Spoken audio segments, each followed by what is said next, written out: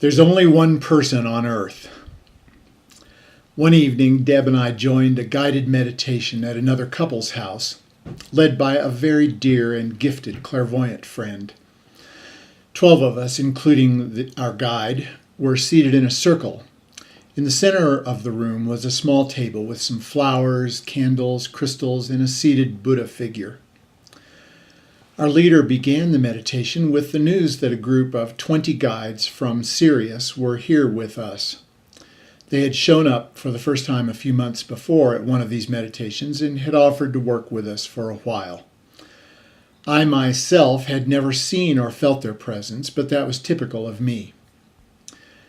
During the meditation, these guides gave us information about our inner lives and spiritual growth through our clairvoyant leader, of course.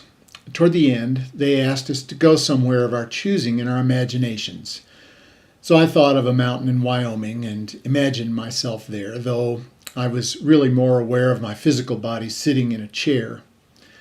But I did my best and imagined myself at the mountain as vividly as I could. After a while, they asked us to return to our bodies and gave us some more information. In closing the meditation, these Syrian guides asked us to move in our imaginations to a point above the table in the center of the room where they would meet us. Now, I would have to describe my state of consciousness at this point as a light trance. I was in a meditative state, but was also listening for information and following instructions. So it's not surprising that my sense of humor was still working. And I thought, tongue-in-cheek, that it was going to get really crowded above that table, what with all 12 of us plus the 20 of them. And so with an inward shrug, I decided that we would just have to interpenetrate to occupy that tiny space and imagine myself floating up to join everyone. Martin had told me, as long as I had studied with him, that there is really only one person in the world. He said that we are all individualized manifestations of God who is experiencing himself through us. While I believed in this concept and played with it from time to time, I never gave it any deep or serious thought. About 2 seconds after I imagined myself moving to the spot above the table and interpenetrating with 31 other persons, I became all of them.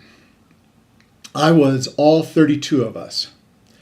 My sense of I was unchanged, but within me were the personalities of 32 persons. I was each distinct personality, and my personality, Bill, was the least significant part of who I was. This lasted only a fraction of a second. I recoiled as if I had just touched a hot stove. It felt like dying. Later, I realized that this experience was terrifying to my ego. My ego believes and wants me to believe that I'm separate from everything and everyone else. Being so many other people is shattering to the ego. This idea that we are all one person really isn't so hard to swallow from a biological perspective. Most of us grow up to believe that we end at our skin, that everything within our skin is who we are. But ask yourself, which is more you, your arm or the air? Most of us would say our arm is more who we are. Yet many people who lose arms go on to have happy and fulfilling lives with undiminished senses of self, while no one lasts more than a few minutes without air.